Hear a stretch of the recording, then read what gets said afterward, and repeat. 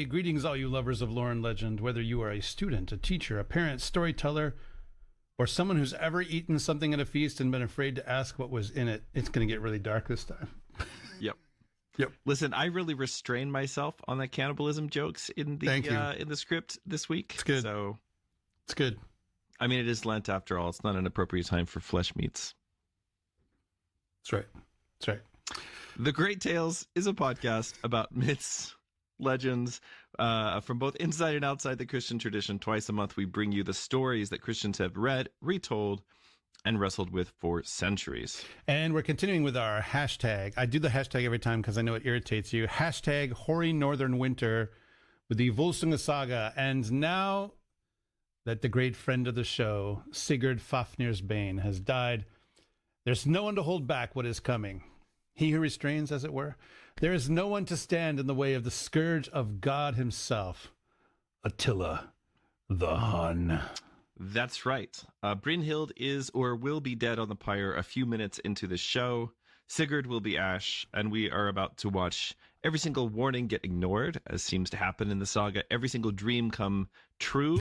May your dreams come true. Yeah, not a pleasant thing to wish for someone most of the time.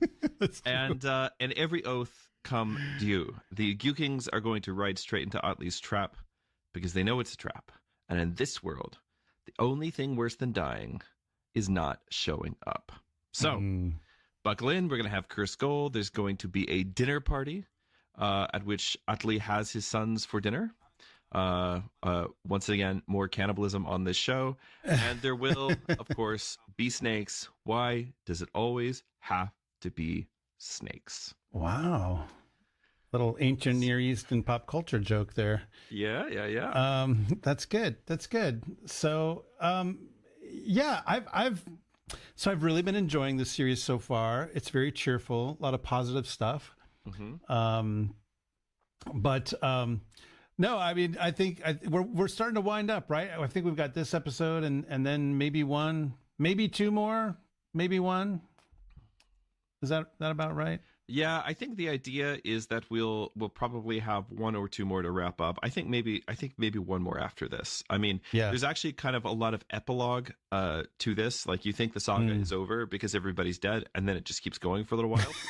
Right. Because the story of Svanhild is very important for the way that this ties into another one of the great sagas, which is of course the saga of Ragnar Lothbrok. I mean, the great tales never truly end. They always just go on and on. Oh, see, I see what you did there. Nice. Thank you.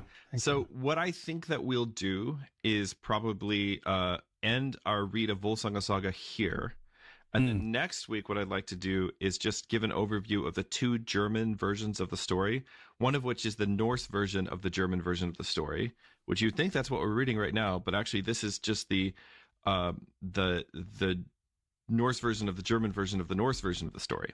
And then, so next time we'll look at the Norse version of the German version of the story, the saga of Dietrich of Bern, and then we'll also look at the Nibelungenlied, and we're not going to read the whole things like we've done with this, because honestly, I think this is the best version. That's my opinion, but I think a lot of people think that. But what I want to do with the Nibelungenlied is look at places where it's different and then just like read some major passages. So yeah, that's what we'll do last time. But then what we'll do is we'll save the epilogue of this saga for whenever we do Ragnar's saga later on. Okay. We'll be like, hey, you guys remember Hoary Northern Winter? Well, now it's Hoary Northern Winter 2 Electric Boogaloo. And so we'll actually start at the epilogue of this and then go into Ragnar's saga. Yeah. In my head, that's the plan. So even though the saga proper will end this time, and the Hoary Northern Winter will continue because, of course, the Marmatomancy indicated back on February 2nd that 6 more episodes of winter. 6 more episodes of winter. So it's true. It is true. And I should just warn everybody, by the way, right now that this spring, early summer, I'm going to be relocating. I'll still be right here on the YouTubes, but where is YouTube anyway? It's not a where. It's kind of more of a what than a where, like which means that at some point, there's gonna be like a break probably of 1 or 2 episodes, just simply because I'll be in transit and some of my stuff will be in boxes and whatever.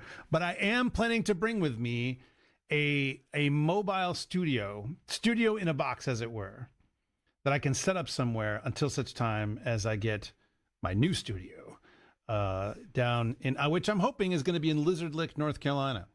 How great would that be? There's a good chance of that. There's a good chance of that. So if it's not in Lizard Lick proper, I may well say something like just west of Lizard Lick, North Carolina, something like that.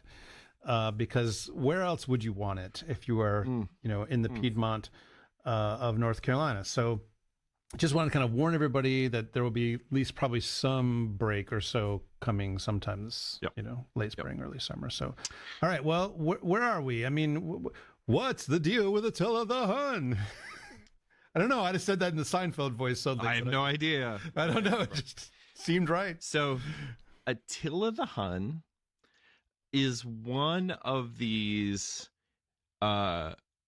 figures that pop up again and again in history. And when I say, like, if you think of somebody like Genghis Khan or Tamerlane, and yes, I'm using the anglicized versions of their names. You don't speak Mongolian? No, although I did have a Mongolian uncle, which is more than most people can say. He and I used to sit out on the yes, which is not most people. He and I used to sit out when I was a little boy. We would sit out on the back porch of his house in Arlington, Texas, and the hot summer sun would be beating down. We'd go to the pool, and then we'd come back. We sit on the back porch, and we would eat pickled pig's feet out of a huge several-gallon glass jar that he had pickled himself. Does he do the?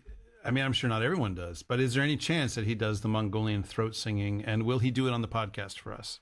So he has not done it, and he has since proposed. So, though I hope to be reunited with him one day, I think the odds of getting him on the podcast are fairly slim given my capabilities. So, anyway, so that being said, he's like one of these. So Attila the Hun is one of these very charismatic, very successful nomadic warlords, which, from a European perspective, constantly sort of break in every few hundred years. And so some people don't know this. The Mongols made it all the way to Hungary. Probably would have made it farther if Europe wasn't so rainy. Probably the only thing that kept the Mongols from making it all the way to Paris was the fact that the bows that they used started coming apart in the which, because they're made out of horse glue. The composite bows they used started coming apart in the northwestern European climate. But the Mongols were, nice. massively successful. Next time someone complains about the dampness, just say, look, the only reason you even have a culture. Are you speaking Mongolian right now? I thought That's not. Right. That's right. Yeah. Stop complaining about the weather. Yes. Same kind of thing with Tamerlane, same kind of thing. And so Attila is like the first iteration of this, but it's a thing that kind of happens over and over again. And the effect that it has, I'll talk about Attila as a historical person in a moment, but the effect that this has on the Western European imagination is like this scarring that gets the scarring that gets renewed every few hundred years. There's this kind of deep, primal cultural memory. Yes. Yeah, to the point that ironically, as we'll see today, because everybody we're talking about is today is from a Germanic tribe. Ironically, obviously, World War I comes around, and people in mainly in Britain start calling the Germans, and same thing World War II, they call the Germans the Hun. And of course, this is part of like a kind of a dehumanization propaganda campaign that went on. Sure. So, it's an important thing to do when you're in a war is, convince all the citizens of your country that the people that you're fighting are not, they're not the same kind of human you are. They're not on the same level as you, because it's an easy way to, that's how you get people to buy in. And that doesn't still go on, does it? No, it doesn't happen today at all. No comment on current events or anything like that intended, obviously. But the only reason that particular identification worked, and you can see this in some of like the art, of propaganda posters from Europe and America. The only reason that identification worked was because everybody already had this deep kind of psychological scar, which at this point is like over 1,000 years old. But it still like had enough potency to kind of brand their enemies in that way. So Attila is kind of the first, by no means the last, but he's kind of the first one of these people. So who are the Huns? The Huns arrive on the origins of the Huns is a very complex question. Obviously, if you've watched my universe history, you know that the Huns are the people from beyond the gates of Alexander. But the Huns arrive on the Western steppes sometime in the late 4th century, and basically out of nowhere. And the thing is, probably they were actually being driven out of their homeland by somebody even scarier. This is very much like, obviously the reason the Borg are trying to push into Federation space is to get away from, an even scarier species of aliens. Whatever 3579, I don't know. Yeah. Something like 28 something. Anyway, is numeric designation. Doesn't matter. But, this idea that there's actually even a scarier monster, a scarier threat, behind you that is then driving these very scary people into your nicely cultivated villas and so on. So they show up in the 4th century, seemingly out of nowhere. The Roman historian Aminianus Marcellinus, writing in 380s, describes them as people who live on horseback, who eat raw meat warm between their thighs and their horses' flanks. Which is probably a thing they really did. I mean, I know for sure that I'll tell you again a story about my Mongolian uncle. We would sometimes sit there. He would take meat. That should have been the thumbnail. My Mongolian uncle. My Mongolian uncle.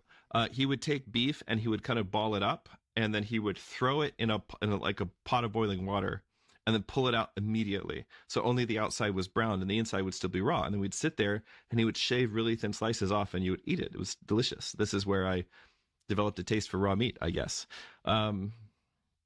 Anyway, all kinds of bloodthirsty warrior things in my past, I guess. But in any case, there's also the story because they were beardless, which is probably nothing to do with what they attributed it to. It's probably just because of where they're from. But they said that maybe they scarred the faces of their infant sons so that no beard would ever grow. I mean, At this time in the Roman Empire in the 4th century, obviously Romans from from the period of antiquity, the Romans are generally clean shaven, but at this point in history, everybody's wearing beards. And so the idea that you have just this entire race of beardless men, like, what is that? They must be doing something to their kids. It must be doing something. Yeah. So for the settled peoples of Europe, this was something they'd never really encountered before. Which was this nomadic war machine from beyond the edges of the known world. So it had this really kind of mythic quality to it. Nobody, they were like, who are these people? What's going on?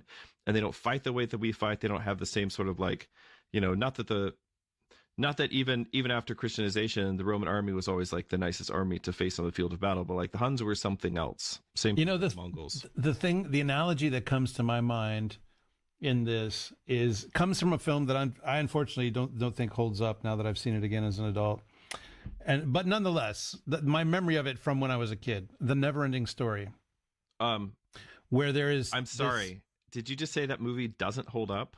Look, I saw it when it came out, buddy, which I'm pretty sure was before you were born. It's an amazing movie. What are you talking about? You sound. But there's this phenomenon in there called the nothing. Get in the chat, Never-Ending Story, people. And the nothing just shows up and sort of swallows, right? But it's this complete, it's total otherness. It's, incomprehensible, you can't fight it. It's just, but that sense of sheer terror that I think connects that in that story. It in probably some ways is analogous, I think, to this idea of the Hun.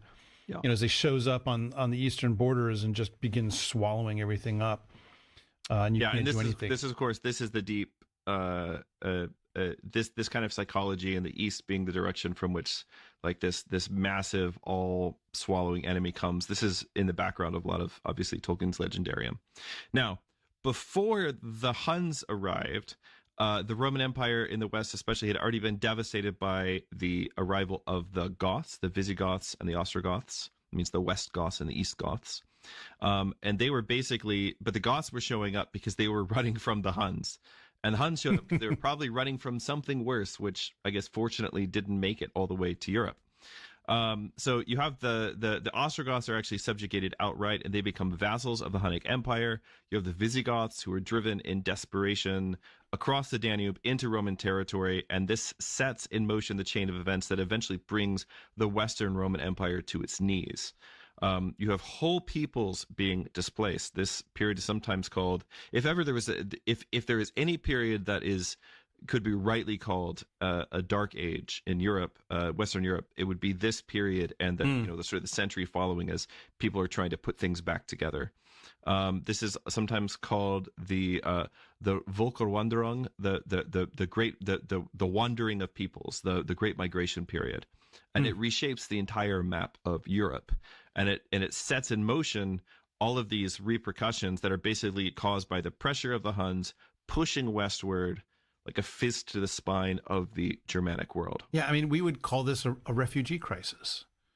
You know, it's a massive refugee crisis, right? Yeah. Like this sense of just huge numbers of people that are moving and being displaced and all this kind of stuff because except that instead of refugees, they're moving as like actual large armed, camps. Oh, sure. Right. But the point being, exactly. Yeah. But the point is that when you're trying to move these huge populations of people, it just radically changes everything.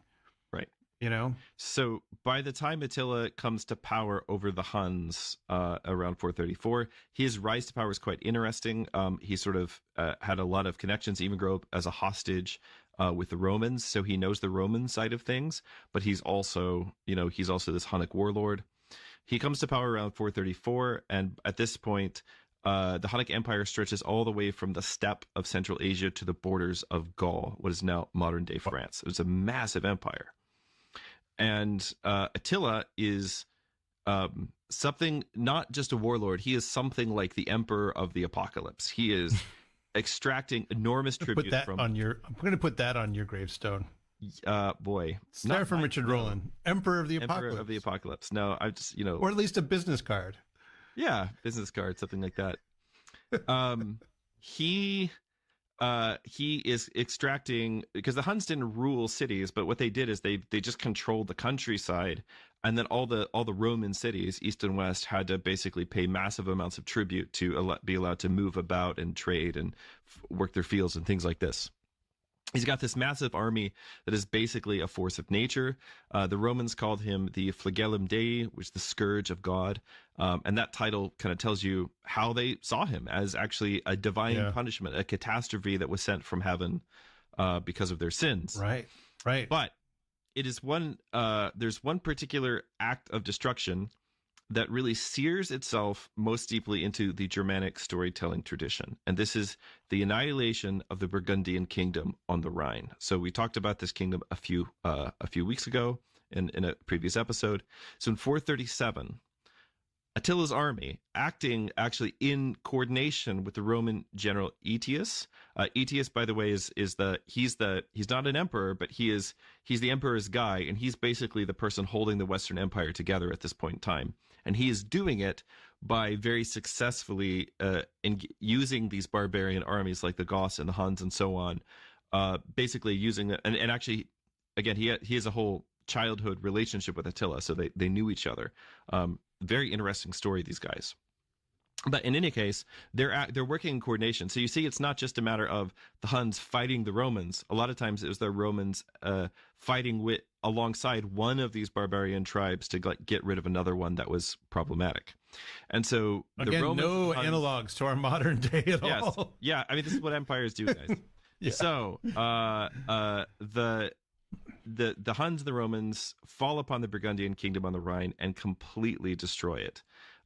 Contemporary sources talk about there being 20,000 dead, including King Gundahar, who is our character Gunnar in the saga, wiping out virtually the entire royal house, with a few survivors who go on to found important dynasties elsewhere. That's how we get into the saga of Ragnar.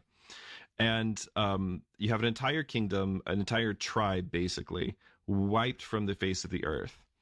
And for the surrounding Germanic tribes who sort of absorb the survivors of the Burgundian kingdom, this is like an extinction level event.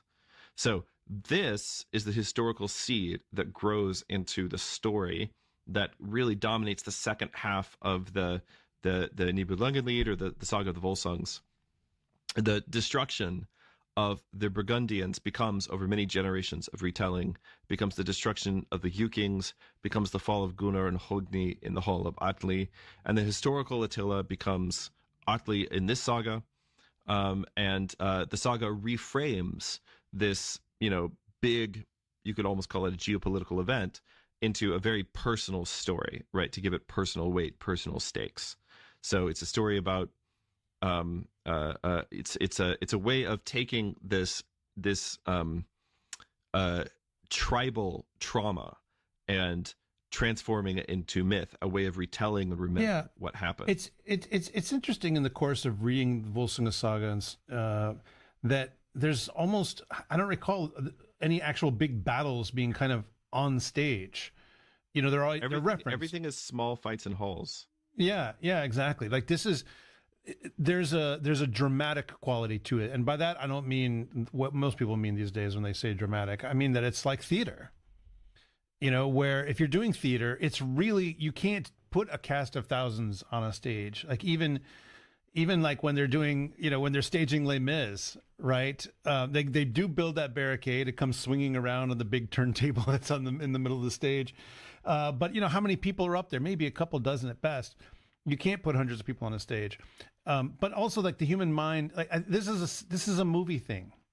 Yeah, having big scenes of armies smashing into each other. Remember that although there are some notable exceptions to this, famously the Russian film that they made a long time ago about the St. Alexander Nevsky, the Battle on the Ice, where they have hundreds, maybe thousands of extras out there in armor, things like that. It's very expensive to do that kind of a battle scene. Yeah, you have to pay those people. Yeah, you might remember that the first movie to really ever, with those notable exceptions, to do that kind of mass scale battle was The Lord of the Rings.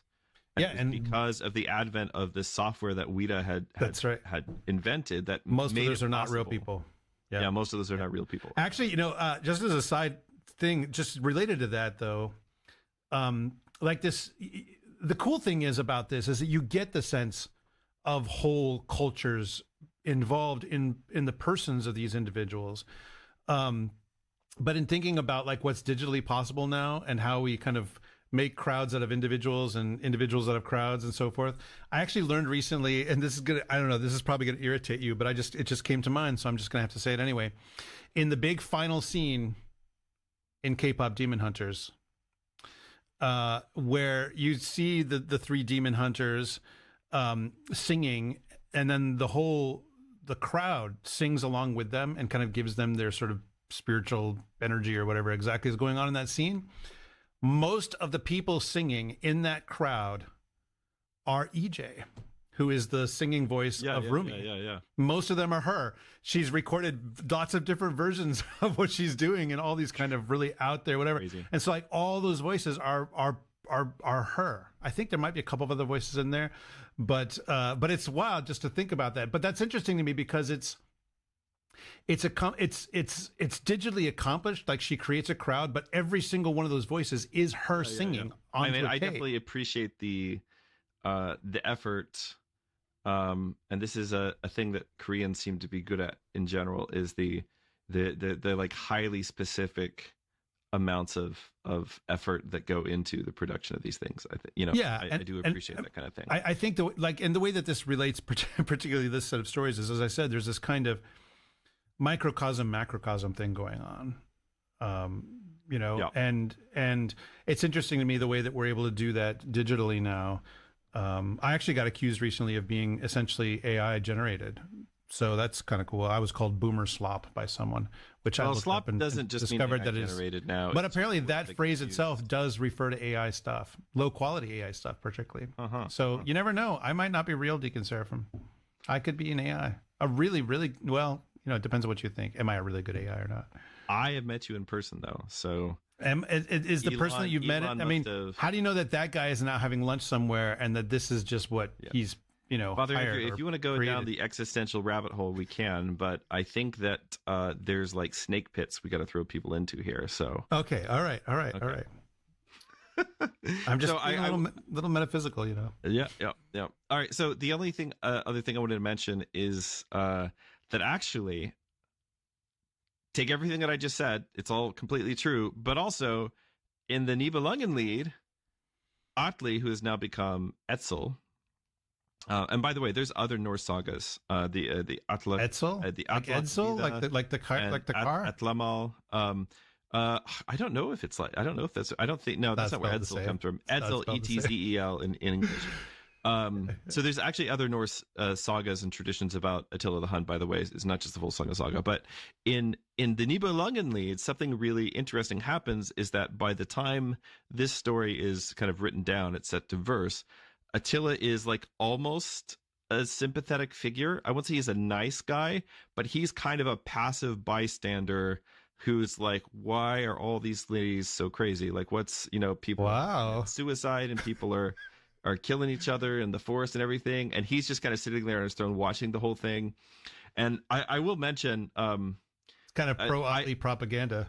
I always have a sort of Mandela effect with Attila the Hun, which is that some of you may be aware there's a really terrible movie on the life of Genghis Khan made starring the Duke himself, John Wayne. Yes. Have you seen I've seen clips. I might have even seen the whole thing once upon a time. I mean, it's worth watching because it's so bad. But my brain always wants to like have that be Attila, not Genghis Khan. For some reason, I don't know why. So whenever I read the Nibelungenlied, I always just imagine like Etzel is played by John Wayne. He's just sitting there on the throne watching the whole thing and just being like, well, I don't know what's the problem with all these ladies. So 1,000 years after Attila's death, the memory of the Huns is still alive and well in the Germanic literary tradition, and that's going to basically inform the stuff that we get into today. But first we have to lay Sigurd and of course Brynhild to rest.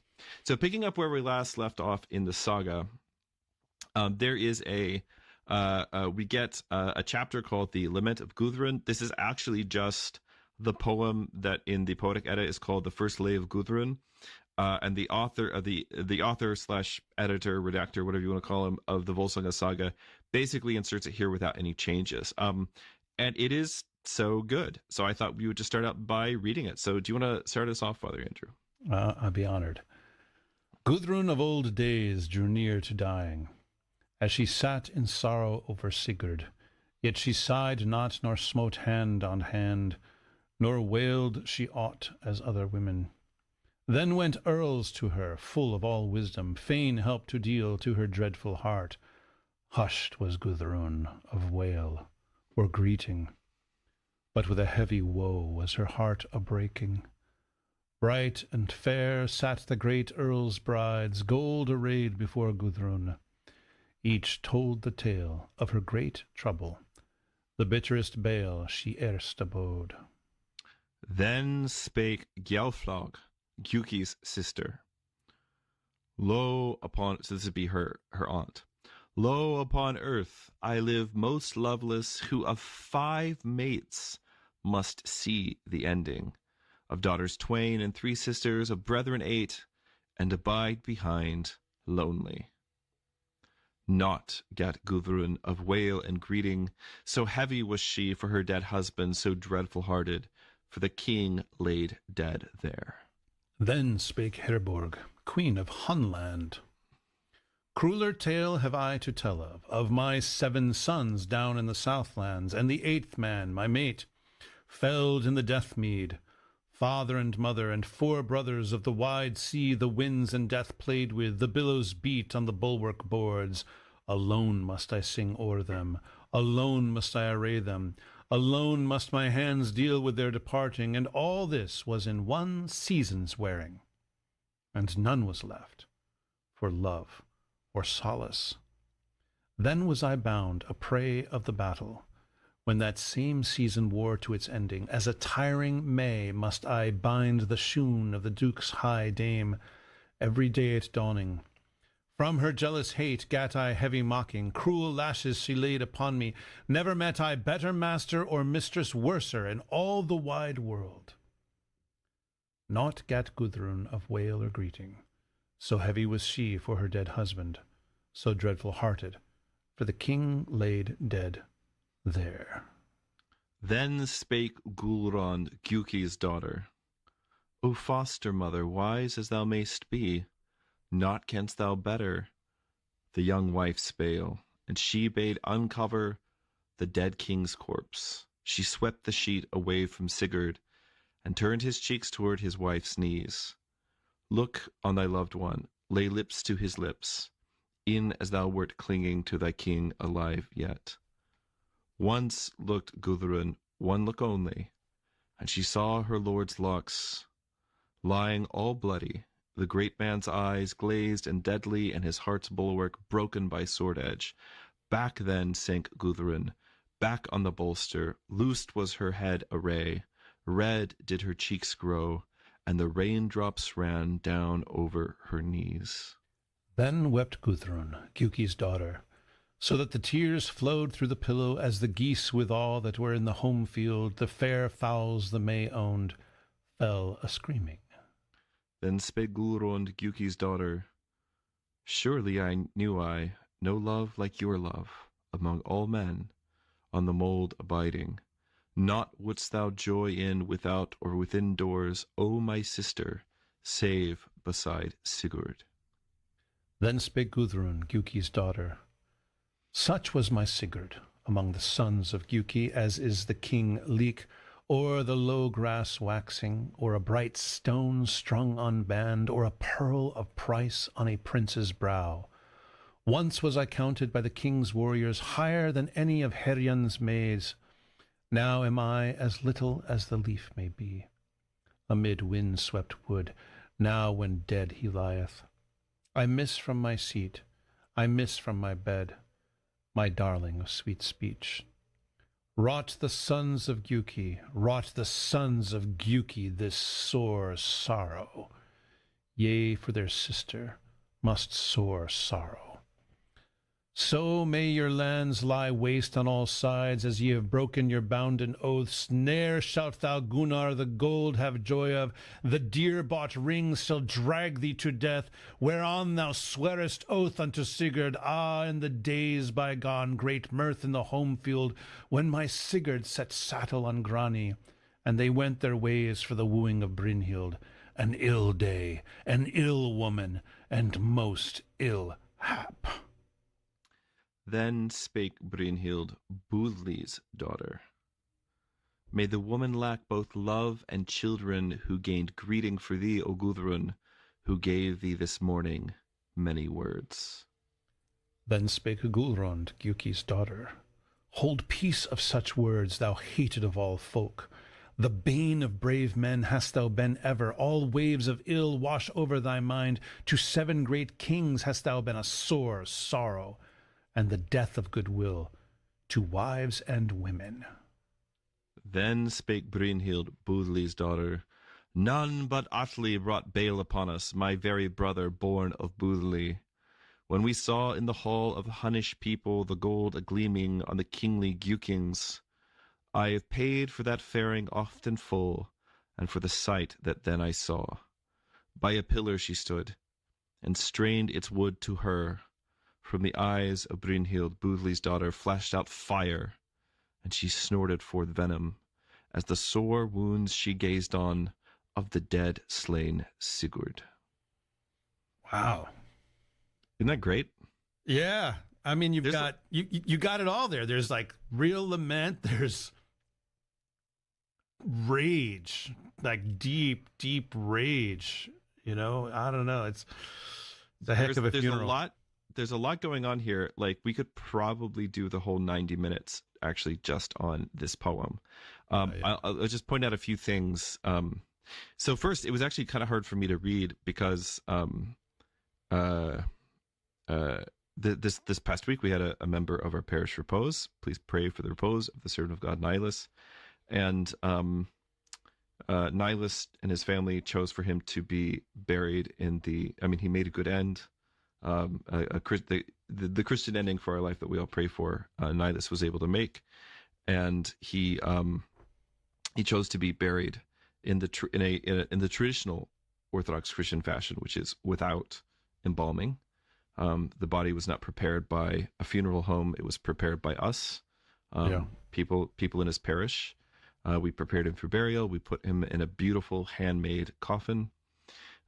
It's important to have a couple of coffin makers in your parish, so there's always one or two when you need them.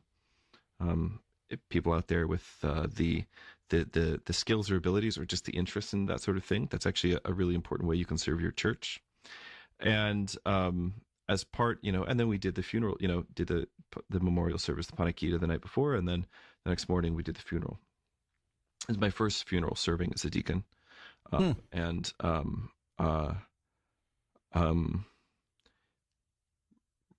this moment here in this poem when you have to think, Sigurd's body is lying there, but it's probably covered by a shroud, and all the women are sitting around. This is of an ancient genre that's sometimes known as a contest of sorrows, usually a genre featuring women in which the women are basically trying to unlock the grief of the person who's mourning. And so they start out by kind of, let's say, offering their own grief as a kind of key. Be like, oh, well, this is really hard for you. Here's a bad thing that happened to me. And this never works, by the way, in all of these, which, tells you a little bit something about, when you're dealing with somebody who's suffering, it's okay for it not to be about you right in that moment. So this is the trope, is that this doesn't work.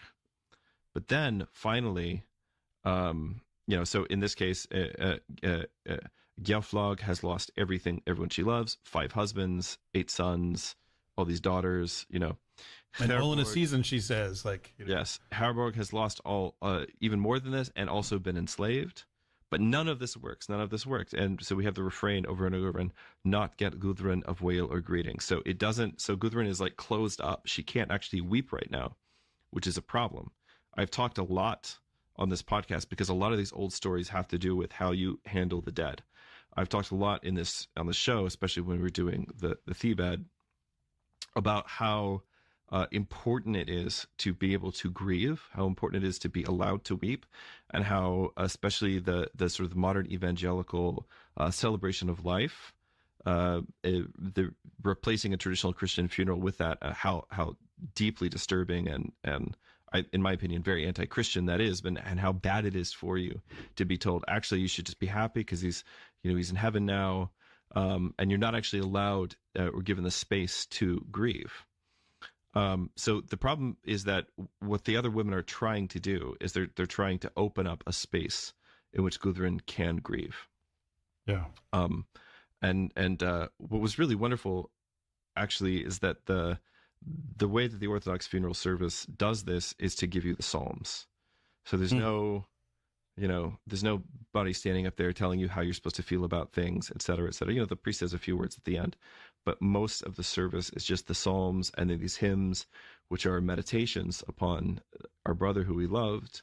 I sang the last kiss at the end, and it was just it was hard to get through. It was just really years ago, we had a priest who was in his early 50s in our area, who was from Syria, who died of cancer, and I remember his funeral very, very clearly. His wife, his grown daughters were all there, and they were all in the front row. And the bishop came to do the funeral because it was the funeral of a priest, and ideally you want the bishop leading that. And I remember that the whole time that his wife and his daughters, it wasn't, these are Syrian people, so this isn't, this sort of restrained. Is a more emotive culture. Yeah, way. So literally, like you could almost not even hear the clergy or the chanters most of the time because of Yeah. the wailing. Yeah. The wailing. And even like they would fall down on the floor, and it's kind of stuff most people are not used to seeing at funerals these days. But I mean, there's been times that I went into the hospital to deal with someone who had just died, particularly from Middle Eastern cultures, and I could tell exactly what room they were in as soon as I stepped into the hall because I could hear it. Yeah. And I remember there was one time I went in for that, and they had like the hospital chaplain there who was just kind of looking shell shocked against the wall, yeah, but yeah, I mean, the sense of obviously within this cultural scope, wailing is still normal for Germanic peoples who are now kind of famously like closed off. Right. Like what's the old joke? What do you get when you cross a Jehovah's Witness with a Lutheran? Someone who'll knock on your door and then won't say anything. Have you heard that one before? No, that's pretty funny. No. Oh, yes. But obviously at this point, there's still wailing is kind of normal. Right. And I will, so his body is, and I will just say, like, if you're encountering grief in another culture for the very first time, it can be easy to be like a little colonialist about it, right? Absolutely. Like what is wrong with you people? Because obviously, or just whatever their particular customs or what census, polite or like normal 21st century, American, culture, is obviously is the pinnacle of the humanity that we've ever reached. How dare anyone be different? Yes, how dare anyone be different? But the point is that there's more traditional cultures definitely have the sense that there's like a proper place and time for different things. And the proper place and time for wailing is actually at a funeral. I could see, you got to see this firsthand yesterday because, as we're, the last kiss is over. And so we bring out the burial shroud and we're putting it over our brother. And the widow, I mean, I feel bad about talking about this, but I mean, it's a very private moment, but also a very public moment. There's no private sacraments in the Orthodox Church. She just let out this really panged wail and just reached out and just like cupped his hands in his and kissed him one last time and said goodbye. And it was one of the most beautiful things that I've ever seen in my entire life. And there's nothing to do after that except go home and like hug your wife. It's just like, man, right. I'm having a hard time talking about it. But here, what's going on with Gudrun is that she's so traumatized that she doesn't have the space to wail, which is the thing she actually needs to do. And so what they're doing is they're trying to offer and say, hey, I went through this sort of thing. You'll get through this too. And that's not working for any of it. And finally, one of them says, pull the burial shroud back. And when she pulls the shroud back, Gudrun sees Sigurd, the bloody hair, the eyes glazed over, the sword wound in his chest. And that's when everything opens up. And I think one of the reasons, I mean, if I had to speculate on why this is included here, and it's just included just the poem, because I think I wouldn't want to try to turn this into prose or summarize this. I would just it's just really good as a poem. It's really powerful. But I think one of the reasons it's included is to show us that Gudrun, it's not that Gudrun is not just some scheming, manipulative woman. Like she really did love Sigurd. Like this really was the love of her life. And even if the circumstances of their marriage and everything were, shall we say, less than ideal, that this is a real experience. It's a real experience. She's really, really loved him. And of course, right at the end of this, perfect timing, Brynhild shows up. And basically, rather than mourning Sigurd, this is, like the big girls don't get mad, they get back, or they get revenge, or whatever it is, the stupid bumper sticker. Well, that's Brynhild. And basically, instead of mourning Sigurd, she blames not Grimhild, Atli Her for brother. everything. In which case, one must ask, why on earth, like, Atli hasn't even come up, although except for a couple of short mentions. So what on earth is going on here? Now, the answer to this question seems to be this is included in the edition that we're reading right now. This is included in one of the appendices. Always never skip the appendices, never skip the poetry. There is a poem there called "The Lament of Gudrun," and this is something that deals with one of Gudrun, who was one of Atli's other sisters. So this would have been one of Attila's and Brynhild's sisters, who was actually sort of Gunnar's mistress, and and that essentially, probably before he married Brynhild, and that essentially, this is going to get referenced again a little bit later on in the saga as well, but that essentially Atli had tried to manipulate the match on his side of things, so he'd actually punished Gudrun so that he could have Brynhild marry Gunnar.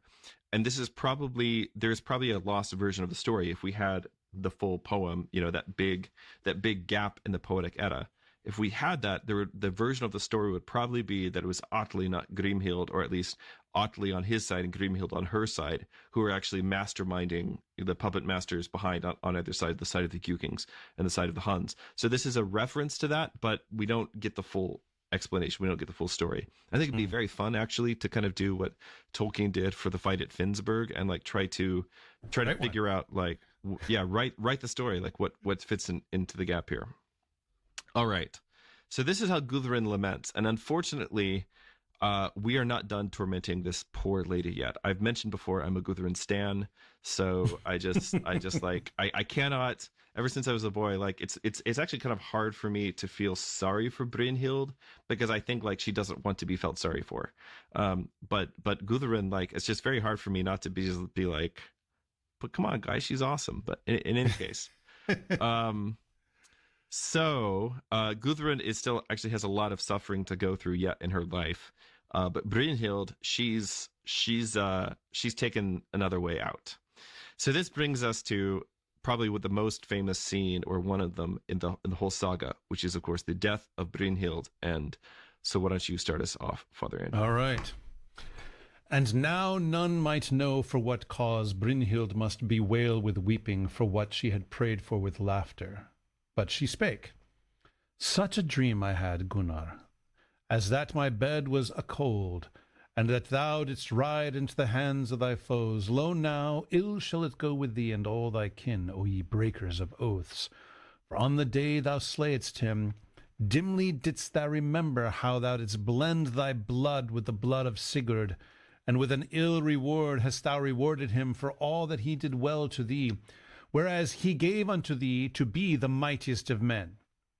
And well was it proven how fast he held to his oath sworn, when he came to me and laid betwixt us the sharp-edged sword that in venom had been made hard. All too soon did ye fall to working wrong against him and against me.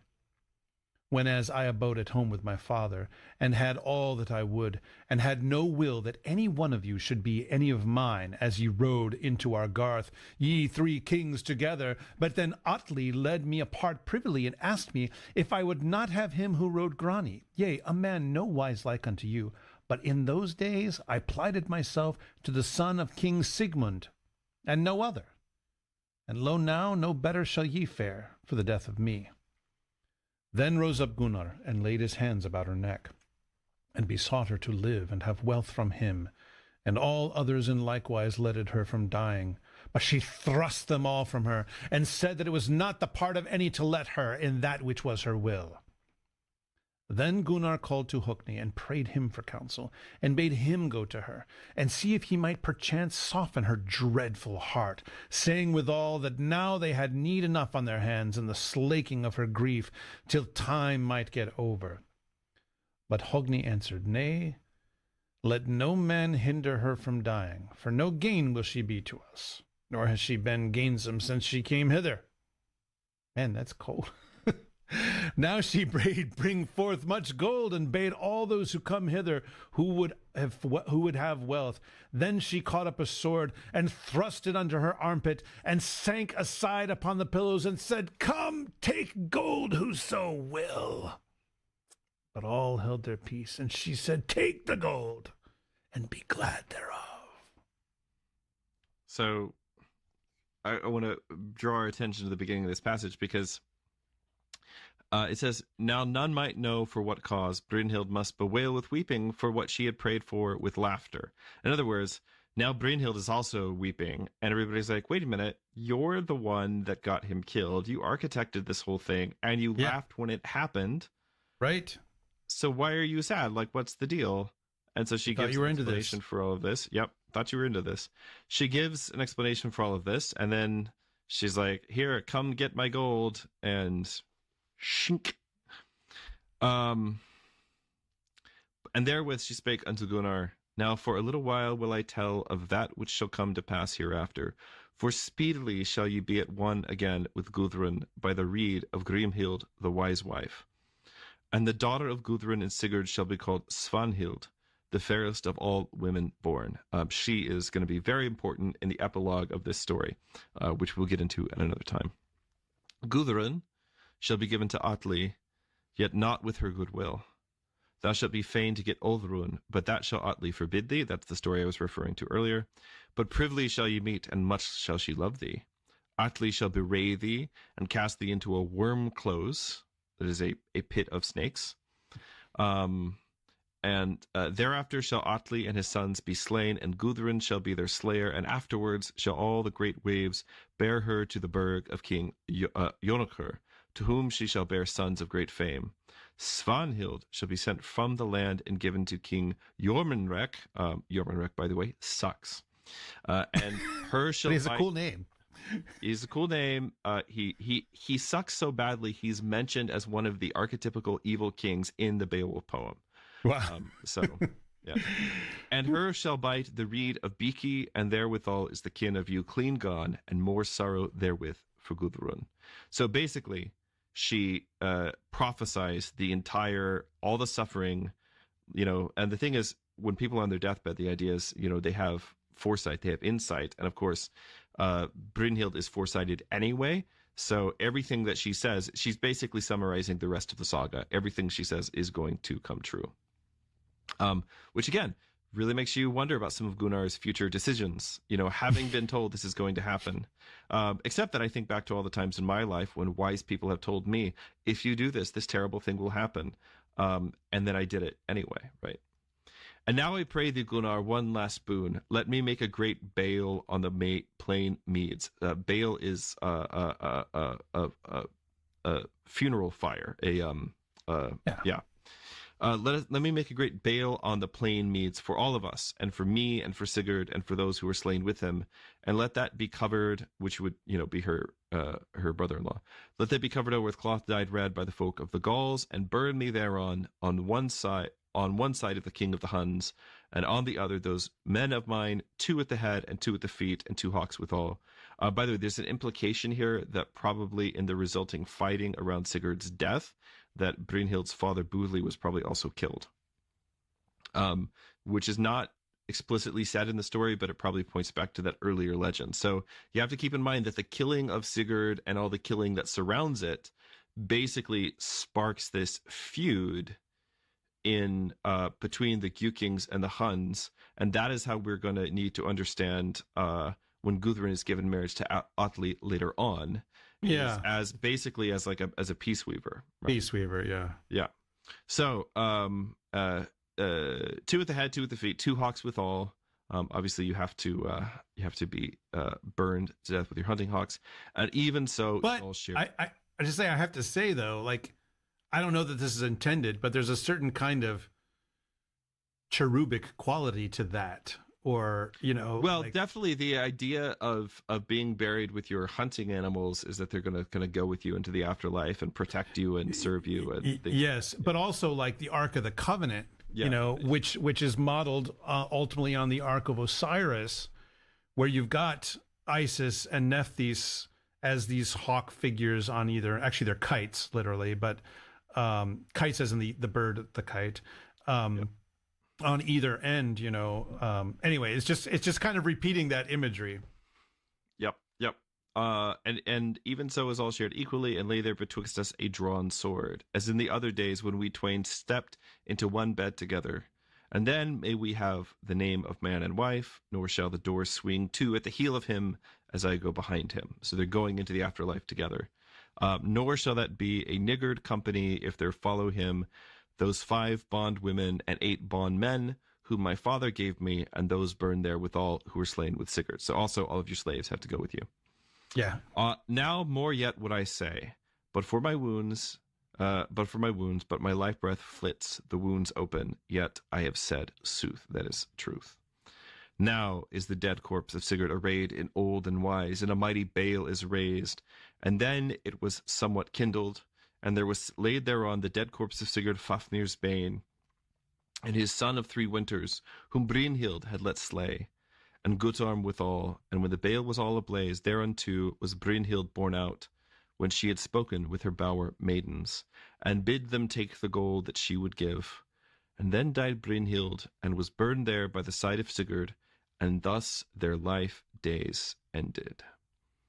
So there's this old tradition, as I mentioned, in this kind of literature, that people are sometimes foresighted at the moments of their death. And of course, Brynhild is foresighted most of the time. So she lays out basically the entire scope, the remaining plot of the saga in this single speech. Gudrun's marriage to Atli, Gunnar's affair with another one of Atli's sisters, the fall of Gunnar into the serpent's pit, Svanhild's death, and eventually the extinction of the bloodline, which sort of survives in Ragnar. And in doing all of this, she takes on like the role of a prophetess or one of the Norns. And notice, though, that her final request is essentially trying to rewrite the story of her life the way that it should have gone. She asks to be burned beside Sigurd with a sword between them. Well, originally they were in a tower surrounded by flames with a sword between them, right? So going back to that moment, as in the other days when we twain stepped into one bed together. So she's basically, in her death, she's trying to reclaim the marriage that she feels was stolen from her in life. Wow. Okay. I'm just working through this a little bit now. You can't just say, let's move on from that. No. I know. Yes.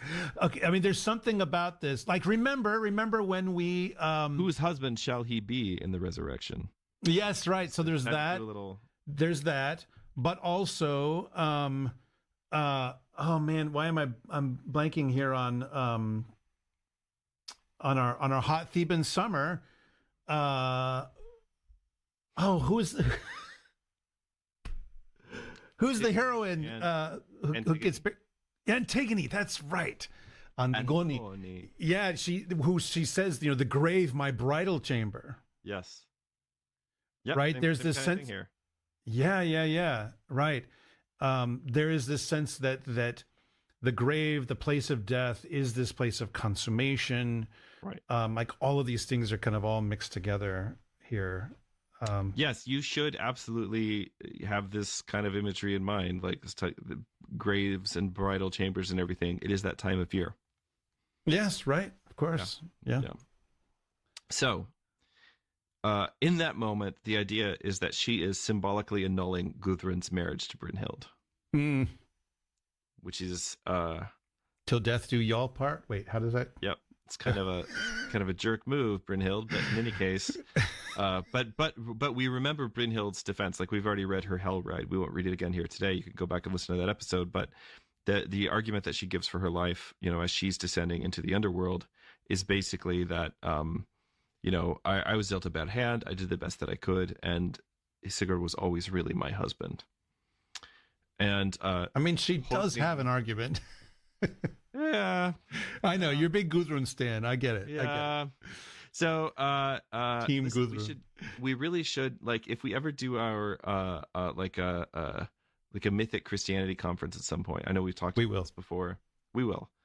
We probably get Dr. Martin Shaw to come. But just like when you sign up for the tickets, you should choose Team Gudrun or Team Brynhild, and you get a T-shirt That'd be interesting to see. Everyone has to wear them. They're required to wear them. Yeah, and to see, look out in the crowd and see what color kind of dominates. Yes, that's right. That's right. Yeah, that might be fun. Anyway, the blues and the greens. I probably have some cool people who could. Hey, listen! Don't bring chariot races into this. I was just saying we can have chariot racing hooligans. Come on. This is Lent. I'm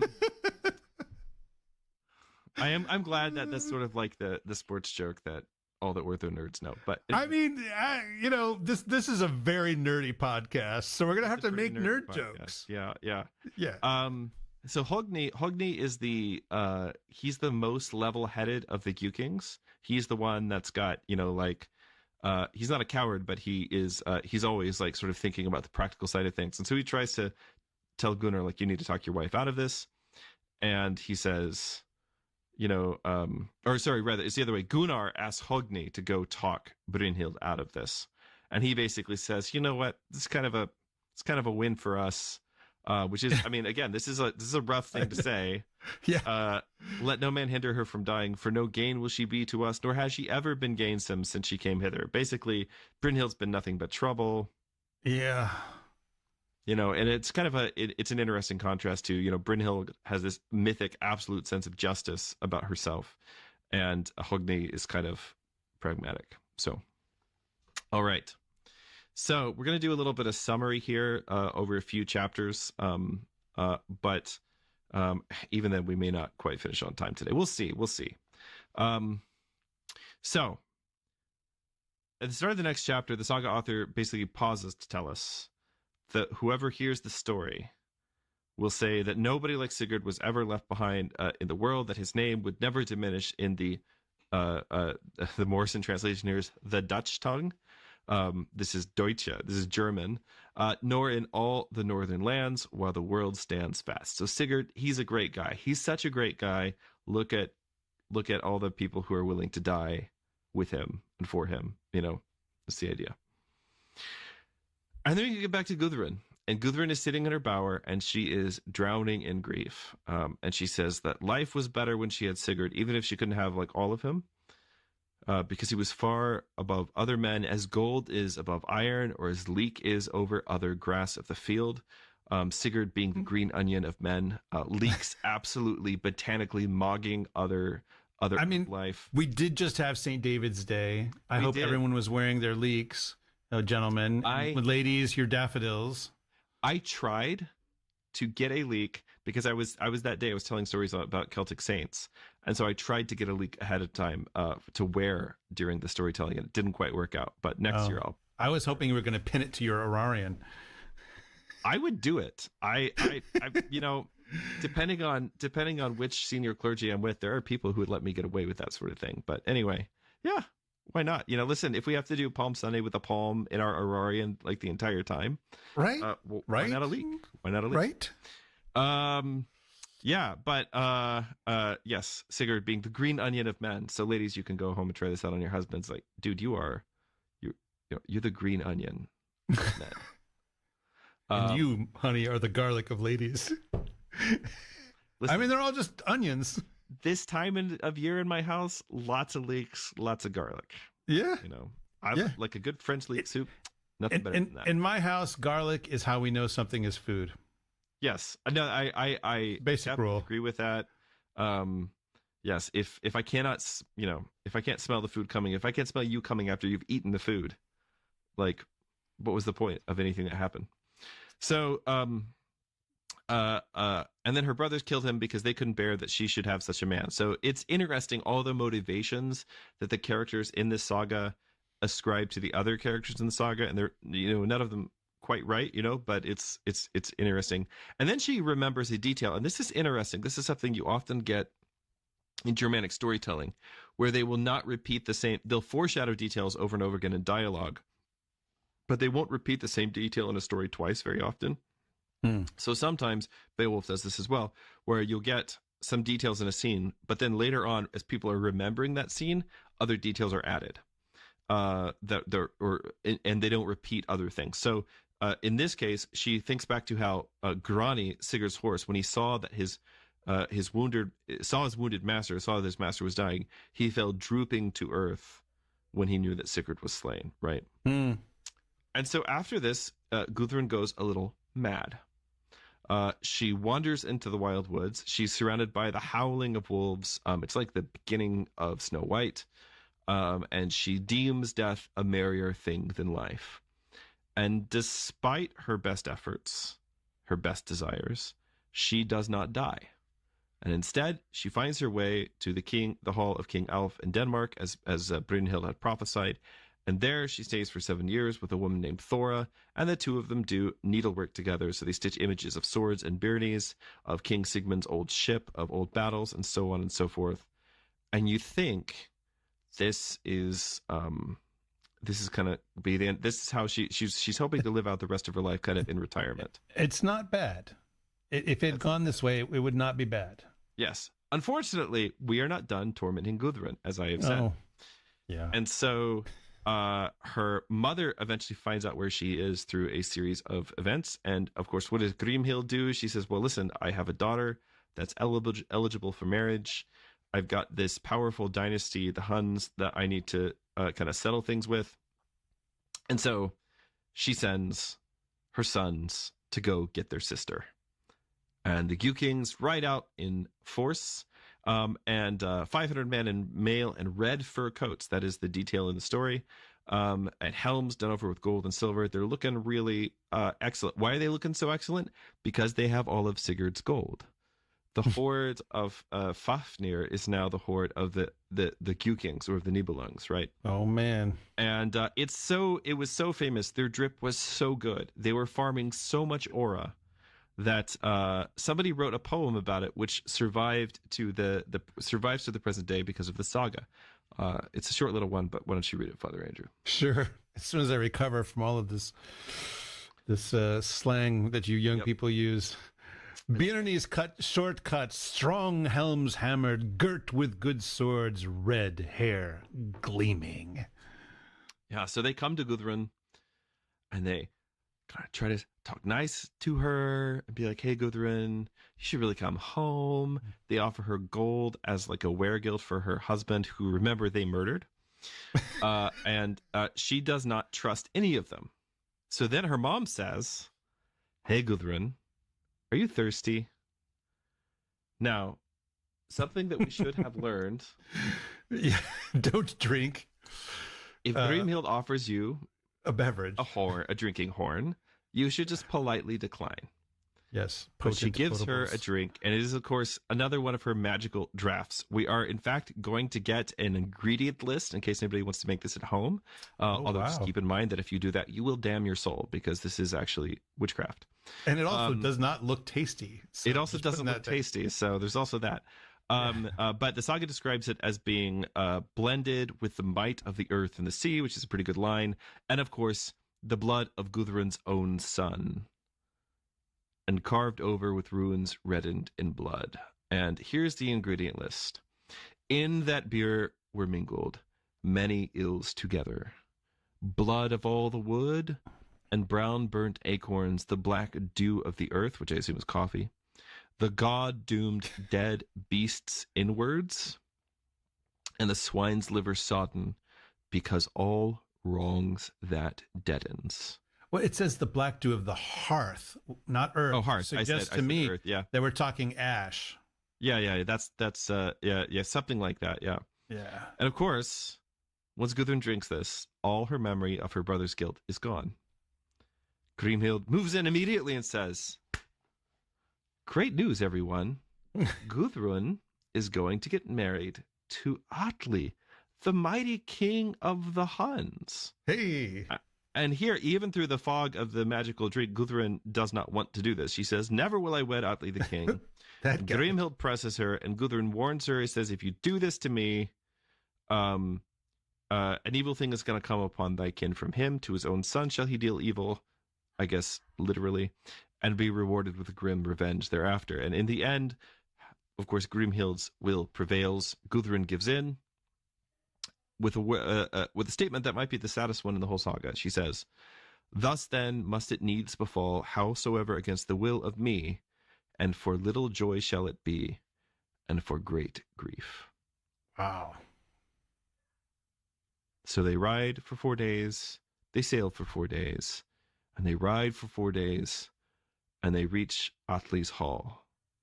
And they have a great and stately feast. The saga closes this chapter with a line that is as bleak as anything in Norse literature. It says, Atli drank his bridal drink with Gudrun, used for the loving cup, but never did her heart laugh on him, and in little sweet and kind was their life together. Man. So this is not going as well as Gudrun's last enchanted marriage.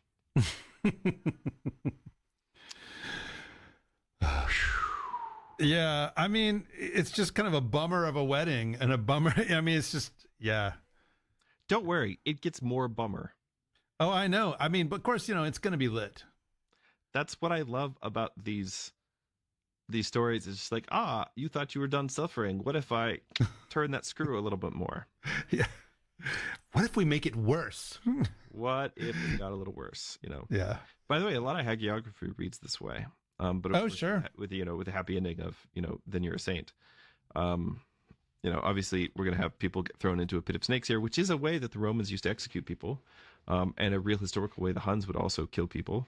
My I don't want to say favorite, because it's a weird way to talk about this, but let's say one of the most interesting ways that you find martyrs being killed in the Synaxarion is there's one martyr, I can't remember his name right now, but they put him in a bag of snakes and then threw him into the ocean. It's just like, and I think still that didn't kill him. They had to cut off his head, but I mean, I should also mention, and this is something that a lot of Orthodox people do not know, is that in March, in fact, I think it might be March 20th. I'd have to grab my horologian and look, is a feast day for all those who have been martyred by being eaten alive by mice and weasels. I mean, that is literally what it says in the Synaxarion. And which, like, okay, that's the worst thing ever. The actual weasels ripped my flesh? You see that book cover? No. Oh, never mind. I'll show it to you later, and it will retrospectively be very funny to you. Okay. Everybody just laugh. Please clap. Yes. To quote a very famous Floridian. Need attention. Yes, right. Yeah, I mean, there's no shortage of people doing awful things to other people, including, having them killed by animals gnawing at them in one way or another. Yep. So, one night, Atli wakes up in the middle of the night, and he tells Gudrun his dreams. This is the only time this has ever happened in literature. Usually, women wake up and they tell their husbands their dreams. Yeah, yes, dear. Yes. All right, so he dreams that she thrust him through with a sword. He dreams that two young saplings were ripped up by the roots and reddened with blood, and he was made to eat of them. He dreams that two hawks flew into his hands, hungry and unfed, and their hearts were mingled with honey, and he ate them. He dreams two fair whelps lay before him, yelling, and he ate their flesh, though my will went not with the eatings. My will went not with the eating. And obviously, this is all very foreboding. But Gudrun interprets the dreams, but like not in a totally honest way. She says, "Surely thy sons are nigh to death," which is true, and many heavy things shall fall upon us, which is also true. But this is obviously in a very understated way. Heavy and burning things. Yes, and we get a little. I know you keep trying to slip in these fire references. All right, Team Fire or Team Snakes, people. Come on, let's go.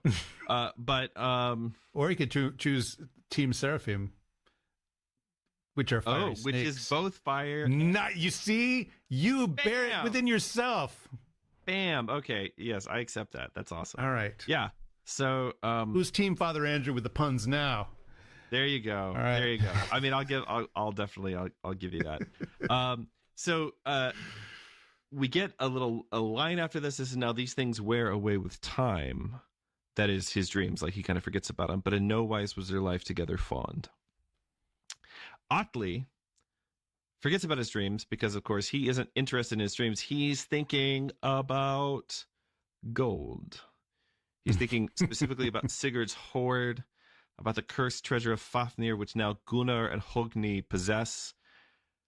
And he's trying to figure out, how can I get that gold for myself, which he sort of has a legal claim to.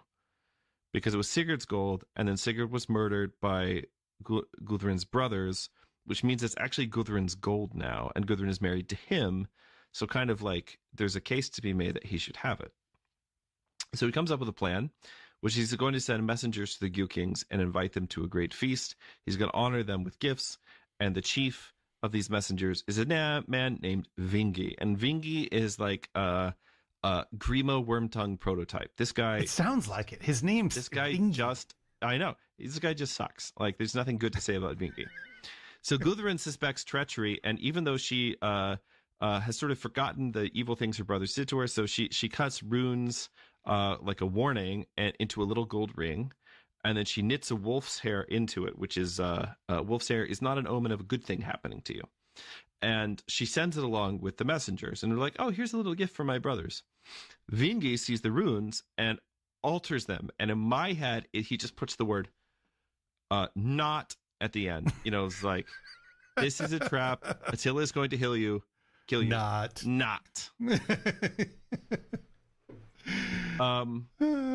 So the messengers arrive, Vingi arrives, and Gunnar asks Högni what he thinks of the offer. And Högni, who is, again, he's the pragmatic one, he's the sharpest of the Gjúkings. He's sort of the Henry Kissinger of the Gjúkings. Yes, he is the wow, that's a previously unsaid sentence for sure. Well, okay, well, since I've said it, I also have to mention, and this is true, not making this up, I have slept in the same room that once Henry Kissinger slept in. Do you know I recently stayed at the Watergate? Really? I did not know that. I stayed at the Watergate Hotel, and I could have paid extra to stay in the room. Like, wow. not the room that the burglary happened in, because that wasn't actually a hotel room, it was an office. Yeah. But yeah. The room that they stayed in, like, you can pay extra to, it's called the scandal room. You can pay extra to stay in the scandal room. I mean, you know, they should have known, staying in a room called the scandal room, that it strongly suggests that something would happen. You know, right. What a foreboding name for room that was. Why? You know, it's like Ashburnham House. Why would you keep a man? Or like, you know, how Lou Gehrig died of Lou Gehrig's disease. I mean, who would have saw that coming? Dude, too soon, man. That's just too soon. But yeah, so I can tell the Lent is getting to us both. We're just so tired. All right, so he gets there, and Högni, who is the spiciest taco on the fiesta platter, he says, when I saw those dear-bought things the king sends us, I wondered to behold a wolf's hair knit into a certain gold ring. But like Gudrun deems him to be minded as a wolf towards us, and will have naught of referring. So even though he's messed with the runes, the wolf's hair is still enough to kind of tell him something is wrong here. But, of course, Vingi, so what Vingi does, he shows the falsified runes, you know, the Atli is going to kill you, not... And Gunnar is basically like, oh, okay, let's get drunk. And so as they're drinking, Vingi is kind of dangling this promise of dominion, like, Atli wants to give you all this land, he wants to give you all this wealth, just come and see him. And Gunnar gives his word that he's going to go. Now, one of the stereotypes in old northern literature is the idea of making an oath that you are drunk, when you were drunk, that you then have to pay for, you have to follow up when you're sober. And that is what happens to Gunnar. And this sort of explains why Gunnar does not turn back later on, when, like, obviously it's a trap and he shouldn't go. And this brings us to, and so Högni, who is loyal to the last, says his brother's word has to stand. He's not going to fail to follow. But he says, most loath am I to go on this journey. And then we get this scene, which is the dreams of Kostbera. Kostbera is Högni's wife, because she's read the runes too, but she's seen through Vingi's tampering.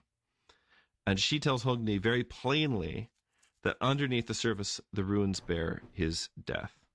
But then she begins recounting her own dreams. So there's a lot of foreshadowing through dreams in the saga. Things like a river crashing through the hall and breaking up the timbers. And he says, that's just meadows and hayseeds. She dreams his cloak is on fire. He says, that's just his fine clothes that are left laying around the room last night. Nice to know other people do that. It's not just me. What's wrong with you? I guess the Old Norse also had like a laundry chair in their bedrooms. Like, I don't know. Get a basket, buddy. Get a basket. Yeah, no, it's just a... Get a hamper. Yeah, that's just it. Yeah. Need to grow up. That's all it is. She dreams a bear breaks in, shook its paws, and swallowed them all. And he says, that's just a storm coming. She dreams an eagle swept through the hall and drenched them all in blood. And he says, that's just... and she says plainly she thinks it was the double of King Atli, so that the eagle is King Atli. And Högni says, full oft do we slaughter beasts freely and smite down great neat for our cheer. Yea, Atli is wholehearted toward us. Now, of course, Högni does not believe any of this, but he's already given his word to go with his brother. And so now... In for a penny, in for a pound. In for a penny, in for a pound, which is what it says on my family crest. So... If it can be done, why not overdo it? Yes, exactly. Yeah. The journey, so we have a journey chapter which mirrors the previous one very closely, and in this case now is Gunnar's current wife, Glaumvor, who has another dream, bloody sword and faithful women coming to claim him, and same kind of thing. Gunnar dismisses every sign that Högni did. But whereas Högni's afflictions are like obvious, deliberate self-deception, Gunnar's are more reckless, because now he's sober and he knows that this is a trap, but he's already committed to go. And so in his farewell speech to his wife, he says, give us to drink goodly wine from great tuns, because it may happen that this shall be the last of all our feasts. Belike if we die, the old wolf shall come by the gold, and that bear shall no wise spare the bite of his war tusks. So he's calling Atli the wolf and the bear and riding out to meet him anyway. And of course, it is an ill parting. There's lots of weeping. The wives are calling out their farewells. And the Gjúkings row so furiously that their ship almost comes apart. It's just sort of like they're ramping themselves up for what's to come. And then let's find out what happens when they get to the burg. So as we continue towards the warmth of the fires at the end of the story, Father Andrew. That's too literal. Why don't you take us in? But when they came aland, they made their ship fast, and then they rode a while on their noble steeds through the murk wildwood. I feel like they should just say Mirkwood. And now they behold the king's army, and huge uproar, and the clatter of weapons they hear from thence. And they see there a mighty host of men, and the manifold array of them, even as they wrought there. And all the gates of the burg were full of men. So they rode up to the burg, and the gates thereof were shut. Then Högni brake open the gates, and therewith they ride into the burg. Then spake Vingi, well might we have left this deed undone. Go to now, bide ye here while I seek your gallows tree. Softly and sweetly I base you hither. But an evil thing abode thereunder, short while to bide ere ye are tied up to that same tree. Högni answered, none the more shall we waver for that cause, for little methinks have we shrunk aback when as men fell to fight, and naught shall it avail thee to make us afeard, and for an ill fate hast thou wrought. And therewith they cast him down to earth, and smote him with their axe hammers, till he died. I like that part. Oh, do you? Not a big Högni stan, I guess. No. It's Vigni that's getting. Oh, sorry, Vingi. Excuse me. Yes, no. Obviously, we all love Högni. He's great. Yeah. Well, so obviously, the trap is now sprung, but they could still leave. Like, he bashed the gate open. They could just ride away, but the old heroic code is not going to let them turn back from this now obvious track. The code. So the code. Then they rode into the king's hall, and King Atli arrayed his host for battle. And the ranks were so set forth that a certain wall there was betwixt them and the brethren. Welcome hither, said he. Deliver unto me that plenteous gold which is mine of right, even the wealth which Sigurd once owned, and which is now Gudrun's of right. Gunnar answered, Never gettest thou that wealth, and men of might must thou meet here or ever we lay by life, if thou wilt deal with us in battle. Ah, belike thou settest forth this great feast like a great man, and wouldst not hold thine hand from urn and wolf. Long ago I had it in my mind, said Atli, to take the lives of you, and be lord of the gold, and reward you for that deed of shame wherein you beguile the best of all your affinity. But now I revenge him. So actually, I've talked about Atli as like the villain of the piece, and he is, but also he's actually doing the right thing as well, according to the warrior code. Yeah. The thing that would normally have happened would have been Gudrun, because her memory's been wiped.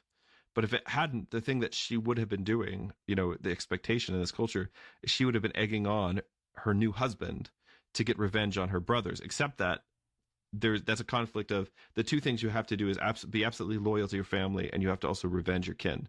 So if your brothers kill your husband, there's actually no good ending for you. Yeah. Because then after your husband has killed your brothers, then you have a duty of revenge against him. And so it's just like, where does it stop? So it's kind of a catch-22. But my point is, Atli is actually technically correct, right? The gold is actually his by right, and he is actually he's excusing or explaining what he's doing by the fact that he is the one who should be avenging Sigurd's death. I mean, he's the hand of justice here. Yes, the Scourge of God, one might say. Right.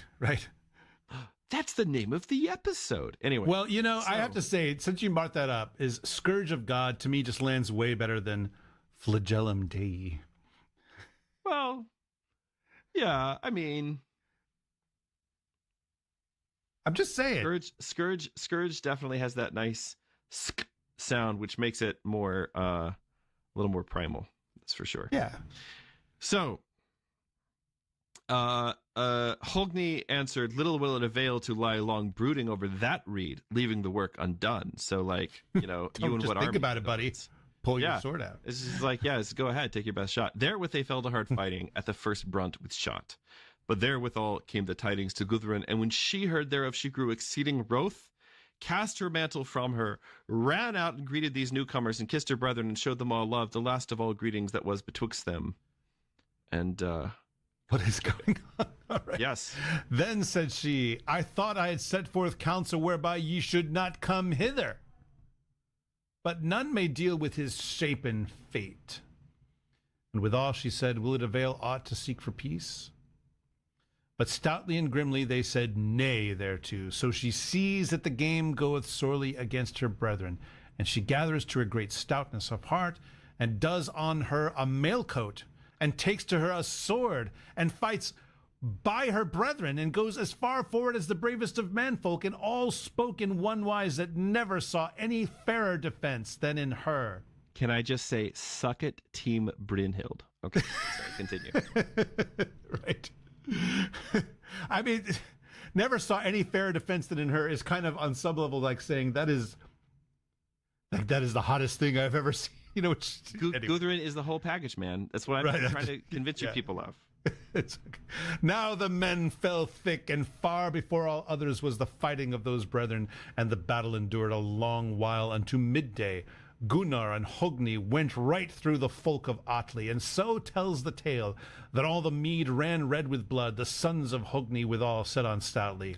Then spake Atli the king, a fair host and a great have we, and mighty champions withal, and yet have many of us fallen. But evil am I apaid, in that 19 of my champions are slain, and but left 6 alive. And therewithal was there a lull in the battle. Then spake Atli the king, 4 brethren were we, and now I am left alone. Great affinity I gat to me, and deemed my fortune well sped thereby. A wife I had, fair and wise, high of mind, and of great of heart. But no joyance may I have of her wisdom, for little peace is betwixt us. But ye have slain many of my kin, and beguiled me of realm and riches, and for the greatest of all woes have slain my sister withal. Quoth Högni, why babblest thou thus? Thou wert the first to break the peace. Thou didst take my kinswoman and pine her to death by hunger, and didst murder her and take her wealth. This is again a reference to the lament of Oldrun. An ugly deed for a king, meet for mocking and laughter I deem it, that thou must needs make long tale of thy woes. Rather will I give thanks to the gods that thou fallest into ill. So this last reference is kind of puzzling at first glance. It is probably one of the places where the Völsunga Saga is referencing a tradition that is not fully mentioned in its own narrative. This is the accusation here is sort of a counter to Atli's claim that the Gjukings killed Brynhild. He basically says, well, you took a woman that was dear to me and you murdered her. And this seems to be Oldrun, who's Atli's own sister. This in Brynhild's death prophecy back in chapter 32, she foretold that Gunnar was going to desire Oldrun and that Atli would forbid the match.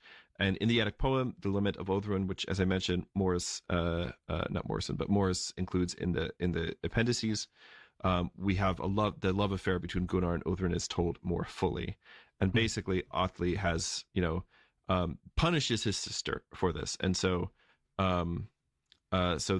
in this sense, because Oldrun and Gunnar were lovers, that makes her Högni's kinswoman. That's why he's referring to her in this way. Nice. And basically, Atli starves her to death, seizes her wealth, to punish her for her relationship with Gunnar. I mean, he is the king of the Huns, so this is not exactly a nice dude. Yeah. So, but anyway, the point here is that this Atli's no innocent, right? This isn't simply a matter of justified vengeance for Brynhild. Both sides have blood debts, and those are all about to come due. So, the battle now drives indoors into Atli's hall, and it becomes a slaughter.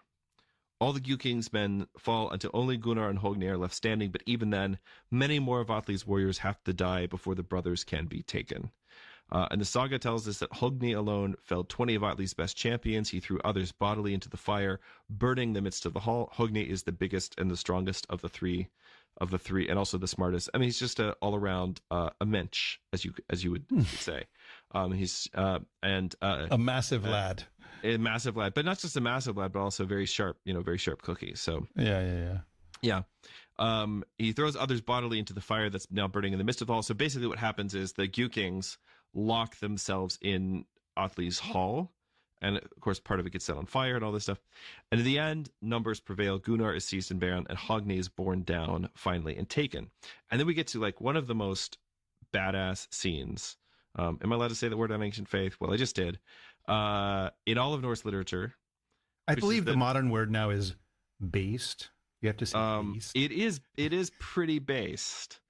So Atli basically he separates the brothers, because obviously if you want to interrogate people, nobody ever beats the newlywed game, right? So you have to like separate right. people and ask them the same question, and if they give different answers, they're lying, right?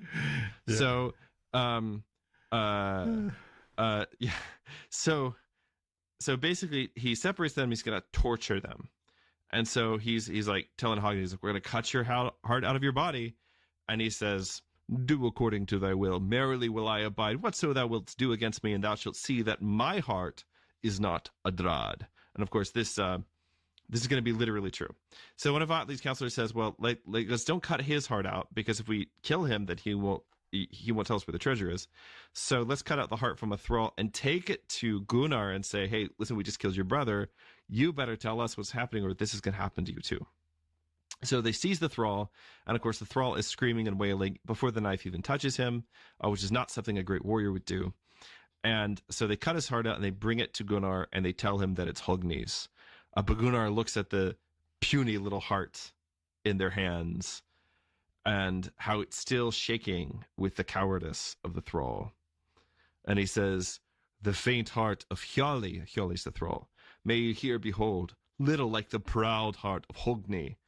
For as much as it trembleth now, more by the half it trembled, when as it lay in the breast of him.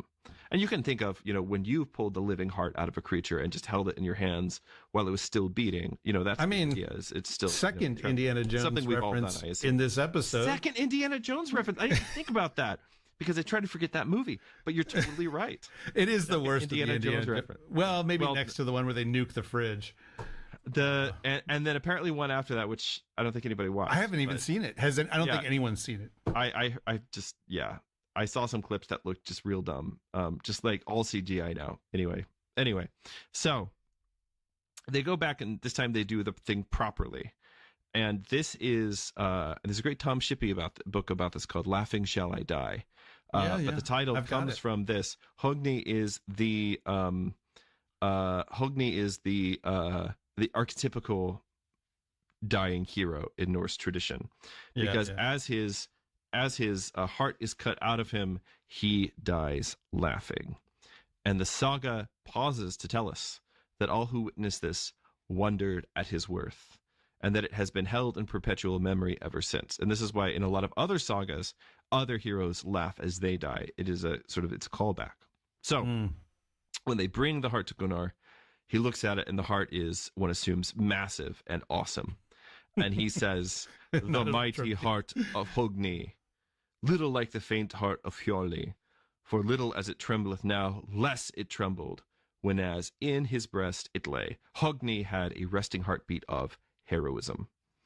So now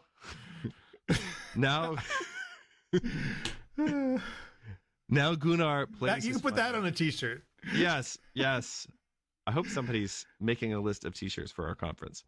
So now Gunnar plays his final card here. With Högni dead, he is the only living soul who knows where the gold is hidden.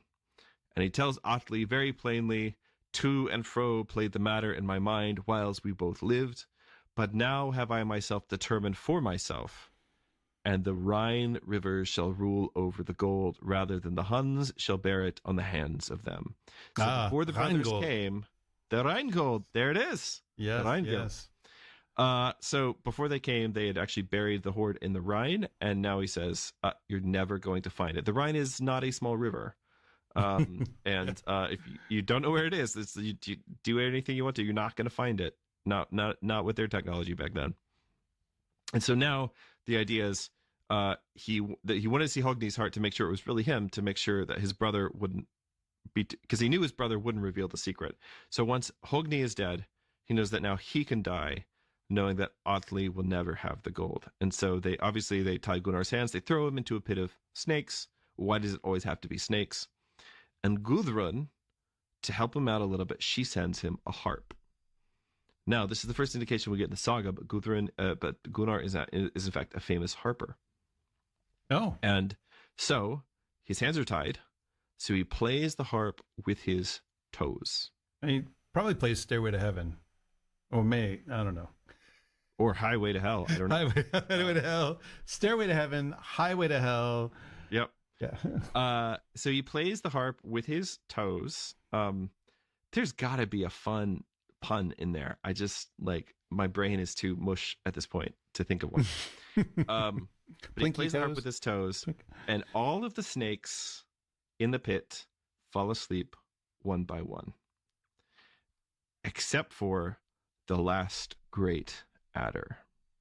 And there is a tradition in the Eddic poems that this adder is actually Atli's mother, who is a shapeshifter. What? And who is shapeshifted into the form of a great serpent, which it's impossible for me to not imagine her as the green lady in the silver chair. That's just my headcanon. And so Gunnar dies, and with him, the location of the Sigurd's great treasure hoard. Oh, no. All right, so at this point, they all live happily ever after, right? No, because we're still not done torturing Gudrun. So, in the meantime, Atli thinks that he's won. I mean, he lords it over Gudrun and basically tells her, now you've lost your brother and you only have yourself to blame, blah, blah, blah. It's not at all clear how any of this is Gudrun's fault, actually. Because she's a special lady who's never done anything wrong, as I think we've already established. That is about to change, though, because Gudrun is no longer the grief-stricken woman who sat silently over Sigurd's body. She's no longer the drugged, unwilling bride who was shipped off to Hunland. She is now going to take fate into her own hands. And man, oh man, oh man, She's like one of those volcanoes that only erupts every few thousand years, but when it goes off, it's like an extinction level event. It's the second time you've used that phrase in this episode. Yeah, I don't know why that's in my head. But so she tells Atli that the longest lived thing in her life will be the memory of his cruelty, and that it will not go well for him while she lives. Wow. In other words, saying my memory of your cruelty is going to outlive even you and also our children, right? The longest lived thing in my life. And Atli actually tries to make peace, and so he tries to offer her gold. Again, this is a tactic which has not worked for anybody in the saga at all. Tries to offer her weregild, and Gudrun at first seems to accept it. She softens her speech and she says, "Hey, let's hold a great funeral feast for both of our dead. You know, my dad, your dad. Let's bury the hatchet, so to speak." And the saga tells us that Atli trusted in her words, whereas she made herself sweet of speech. And at nightfall, Gudrun takes her own children, Atli's 2 young sons, and he slits their throats. And then she serves them to the king at the feast. And when Atli asks where his boys are, she tells him, "Lo now." Actually, why don't you read the terrible grisly? Lo now. Thou didst make a great woe spring up for me in the slaying of my brethren. Now hearken and hear my rede and my deed. Thou hast lost thy sons, and their heads are become beakers on the board here, and thou thyself hast drunken the blood of them blended with wine, and their hearts I took and roasted them on a spit, and thou hast eaten thereof. Of course, sorry, my notes, where'd my notes go? Sorry. Just click on options. Just click on options. Click on things. Oh, that's the wrong script. That's why. It's like we could just shift to some completely other story right now if that's what you want to do. Right here in the midst of this cannibalism scene. You know how you love a good cannibalism scene. It goes great with a nice Chianti and some fava beans. I mean, everybody here is anyway. Yeah. Every one of Atli's dreams from 2 chapters ago has come true. The sapling's ripped up, reddened with the blood that he's made to eat. His sons, the hawks, are his sons. The whelps are his sons. And that night, after the king has gotten good and drunk, as I suppose you would after something like this, Gudrun and Högni's surviving son, Niflung. See, that's the name of the movie. Right. They come to Atli in his bed and they drive a sword through his chest. And Atli wakes up and he says, "Who has done this?" And Gudrun tells him it was me. And Atli protests that she was wedded to him honorably with a great bride price. "I paid good money for you, woman." Wow. Which is never... I mean, culturally. Yeah. He's not saying some ridiculous thing. Yes. Okay. I think it is ridiculous in the saga though. Like I think the people writing the saga know this is like... You think so? Yeah. Okay. So Gudrun throws it back in his face because she says, "Full oft in this house did frays befall, and kin fought kin, and friend fought friend, and made themselves big one against the other." So she's not talking about what just happened. She's just talking about her whole life with Atli. The Huns, apparently not good, like not pleasant people to live with. I mean, yeah, basically this is a cursed house where terrible things happen. "Better days had I when I abode with Sigurd, and when we slew kings and took their wealth." I mean, these are the things that the good old doing days with your spouse. Back when we slew kings and we took their wealth to us, but gave peace to whomso would. And the great men laid themselves under our hands, and might we gave to them who would have it. Then I lost him, and a little thing was it. So all of her memories have kind of come back now. Then I lost him, and a little thing was it that I should bear a widow's name. But the greatest of griefs, that I should come to thee, I who had aforetime the noblest of all kings. Wow. I mean, come on. I mean, that is some shady shade. Great. How great. As she's standing over his impaled body. Oof. So then, Atli asks, very simply, that she array his body in a seemly fashion and give him a worthy burial.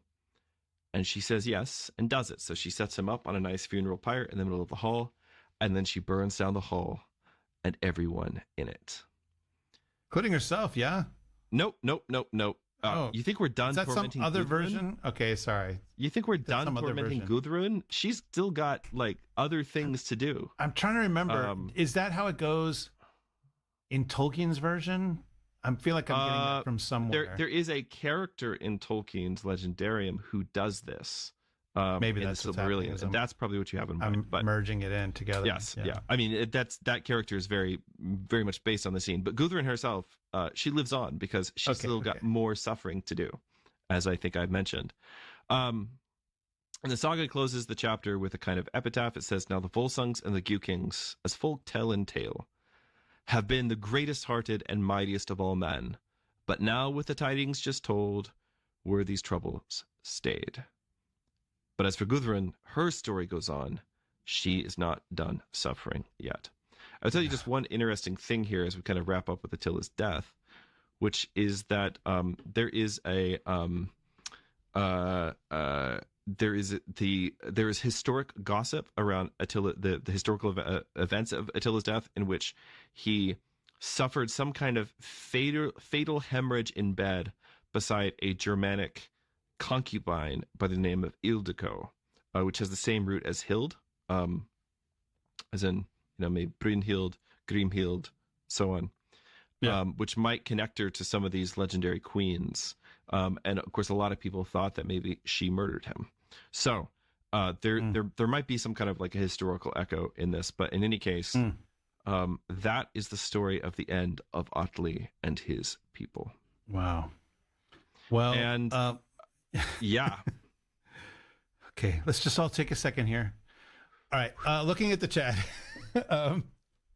one of our early comments, Sam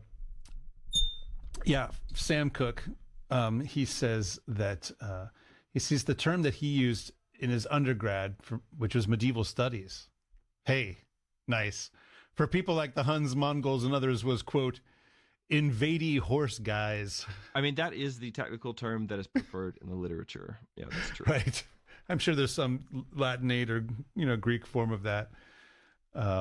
Yeah. So, right. Actually, several references. Yes, species 8472, yeah.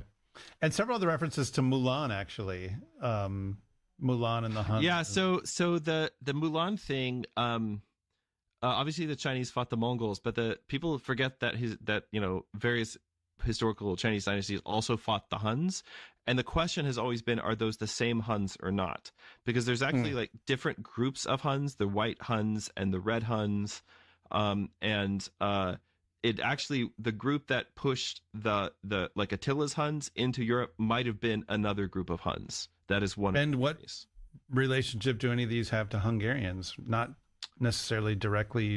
Probably Hungarians are probably descended from the Huns. Yeah. Huns, I mean, definitely. I've met more than one Hungarian named Attila. Yeah. So certainly they see themselves that way. I mean, all of us are, in the modern era, are kind of, much when it comes to everything. But I would guess that, I think that's probably fairly solid. Yeah. Certainly they do not speak an Indo-European language there in Hungary. So.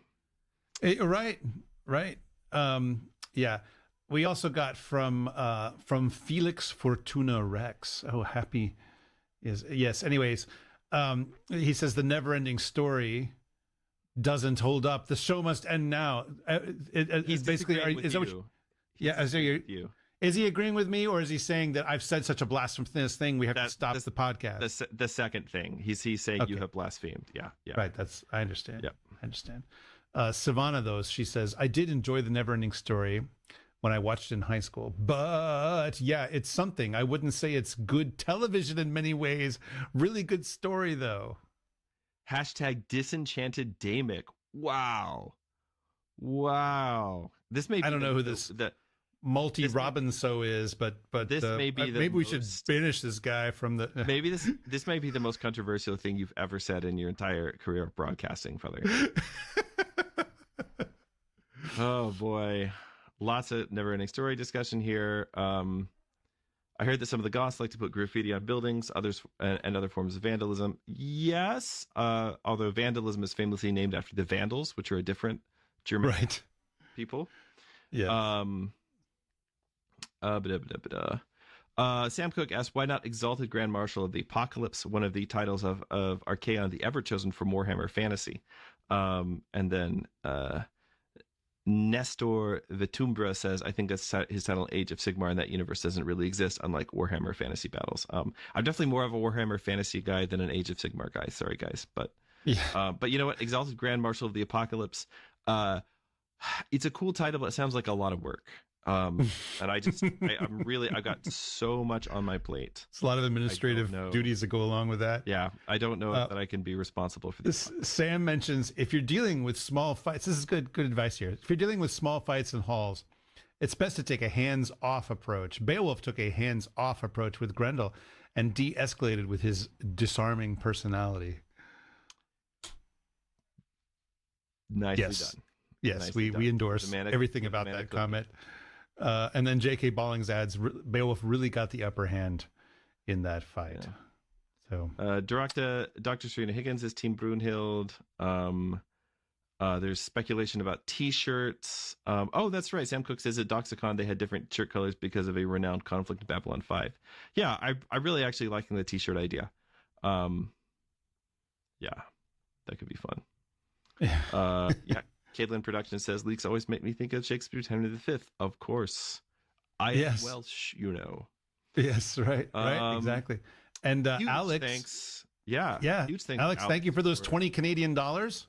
We'll take Canadian dollars even as much as we'll take American dollars. Very kind. That will buy many green onions. Many green onions. That's true. That's right. Yeah. Oh, Savannah weighs in apparently on she's team laundry chair. She says, maybe, I don't know. She says it's a touch comforting to know that men have been leaving their clothes all over the place since at least the Viking times. There you go.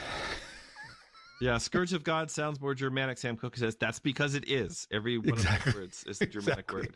Exactly. Up to it. Yeah. Savannah also says, I was about to say I want a resting heartbeat of a hero on a t-shirt. I mean, make it happen, people. Make it happen. Yeah, we don't have an official merch store, but if you make merch and it's cool, we will definitely let people know about it. So Yeah. Yeah, King Laocoon served his son and was punished as the first by being made into the punished. I mean, werewolf. He kind of was asking for big wolf power to win the Olympic Games. Well, which of the Olympian gods' gifts are not punishments to flip Tolkienism around? That's true. You know? That's true. Tantalus was punished severely for receiving Pelops to the gods. Zeus overturned the tables more than once. None of that happens to Gudrun, by the way. Gudrun is the one she gets to live on. Atli didn't even throw his sword to cut someone in twain once impaled, so obviously he's not as good as Sigurd. That is a direct... I'm glad you brought that up, Caitlin Productions, because that is a direct parallel that the saga is probably inviting you to make. Atli is the other great man of the age, and Gudrun makes it very clear that it was hard enough to lose Sigurd, but being a widow isn't nearly as bad as being married to you when you've already had a man like Sigurd. That's the... I mean, tough act to follow, Sigurd Fafnir's Bane. So, well, thanks for weighing in, everybody. We're kind of at the end of the Völsunga Saga, but sort of, kind of not, at least in terms of our series. Yeah, so just gives you get a sense of how far there is to go. There's actually still about 4 chapters in the saga proper, which is going to include the wedding and then the pulling apart by horses of Svanhild, and the latter end of all the kid of the Gjúkings, all this stuff. And that stuff is actually kind of sets up the saga of Ragnar.